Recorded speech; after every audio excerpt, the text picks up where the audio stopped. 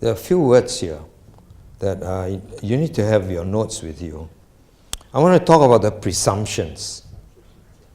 Now, presumptions means what they presume to be true, but there is no truth in it. So if you got your notes, I say here that the presumption that there is no intelligent source acting outside space-time universe. The presumption does not have an answer to the question, what caused the beginning? All right, if you still cannot pick that up, what I mean to say here is this.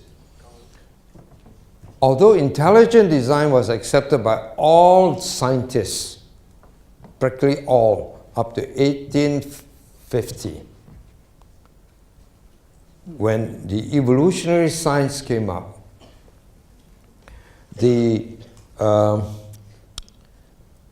reject the principle of intelligent design.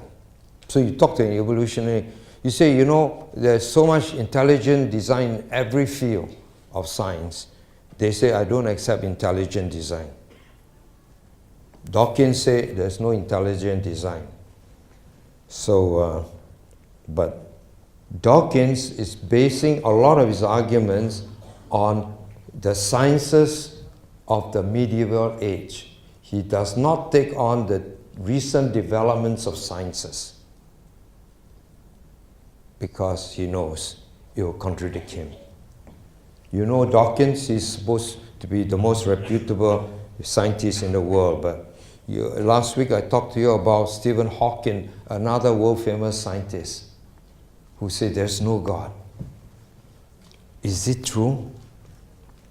So one of the things I'm going to answer is, what about the beginnings? Evolutionists cannot give an answer to how life started. They give a story, but it's a story. There's no proof. Now, what are some of the arguments that you need to know about the presumptions and the theory of evolution? Now, this part you need to pay attention.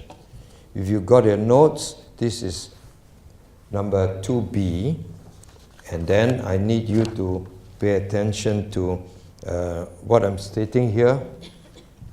There's nothing here I state that I cannot give you documents. You want documents? I'll furnish to you.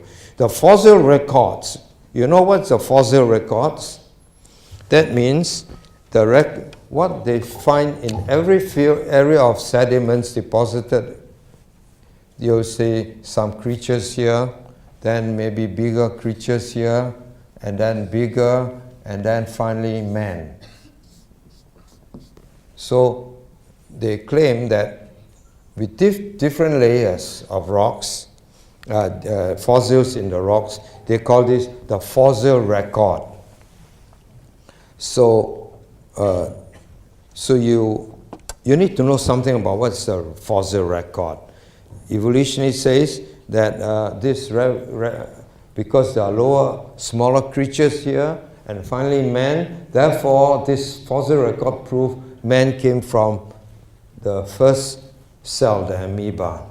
We evolve all the way. You know, and you see fish here, you see birds, and then mammals, and then human beings. So you saw, this is, let me show you. This picture, can you see where a chimpanzee slowly became a man, in this background? You see this in all the biology books. The problem is the creatures in between cannot be found anywhere. So that's where the lie is. Let me state that there is no evidence that species change on these fossil records. In other words, there is no evidence from this record that man came from lower creatures. The fossil records does not show. They say it shows, but it does not. I'm going to give you more details afterwards. So there's no evidence. And second, there are no missing links between what we call transition creatures. From this basic cell, you become a, let's say, a fish, so you need, and from fish you become, say, a cow, then you need to have something to show that it's in between. Now, with this, let me read to you what Charles Darwin wrote in box 2. If you got this copy, please refer to box 2. Do we have this? Can you project this copy? Under box 2, because he wrote this 150 years, more than 150 years ago, where a lot of new sciences have not, the DNA helix has not been discovered, a lot of other things have not been discovered, but he categorically stated 3 very important principles, and it's found in box 2. I don't know whether it's too small for you to read. Now, there are 3 things. The first thing she said was that this theory would be proven to be false if, number 1, if we do not find in the successive formation infinitely numerous, that means billions of examples of transitional links between the many species which now exist or have existed. In other words, like you need to find creatures that are half ape and half man. That's called a transition. So what he's saying is, if we cannot find millions and millions of these transition creatures, then this theory would be false. This evolutionary theory cannot hold water. Okay, this old English, so it's a bit chim English, but are you getting it? So he says, if you cannot find the missing links in between everyone at every level, from this creature to this and so on, you must find a lot halfway. If a fish become a buffalo, then you need to have something in between. Like top half would be a buffalo, second half would be a tail of a fish. You know, halfway transition.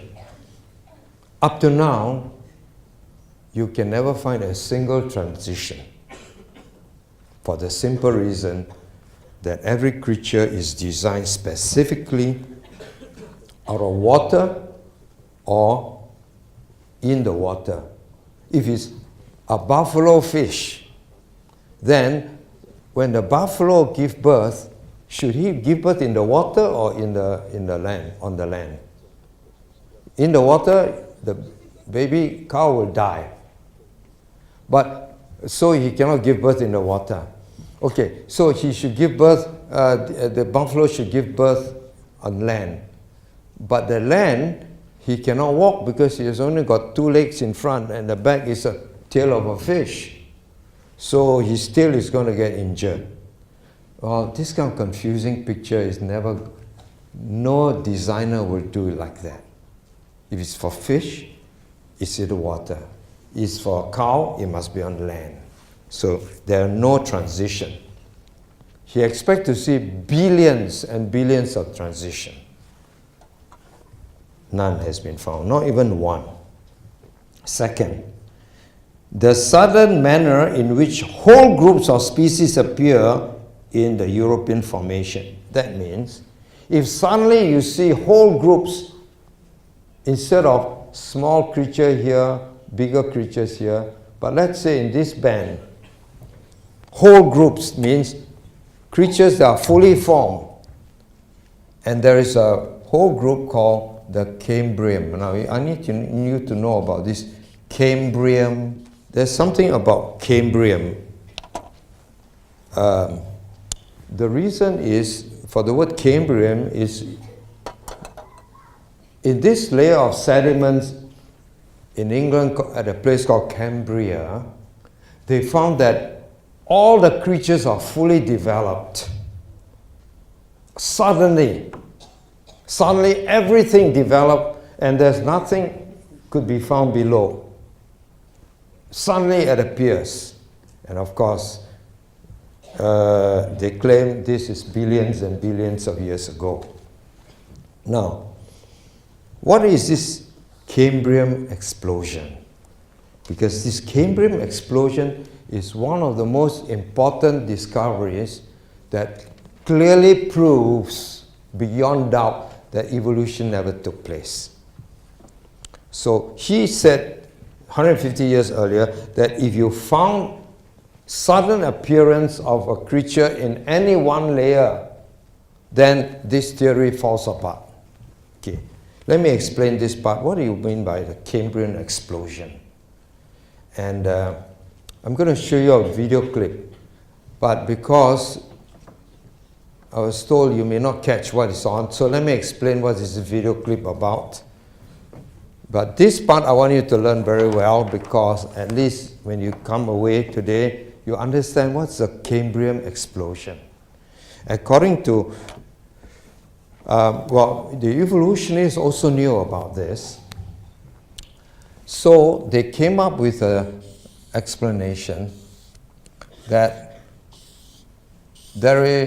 suddenly there was an explosion of creatures, and to camouflage their findings, they call one part the mammalian mammals. You know, mammals appeared, but they call it mammalian radiation, so that we all get, wow, we get shocked. Okay, he called it radiation, R-A-D.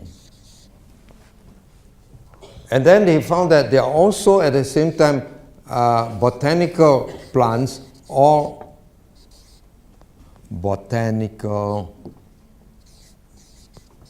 or they call it the flower something. I'm going to show you later. So every one of them are all distinctive. They didn't find, let's say,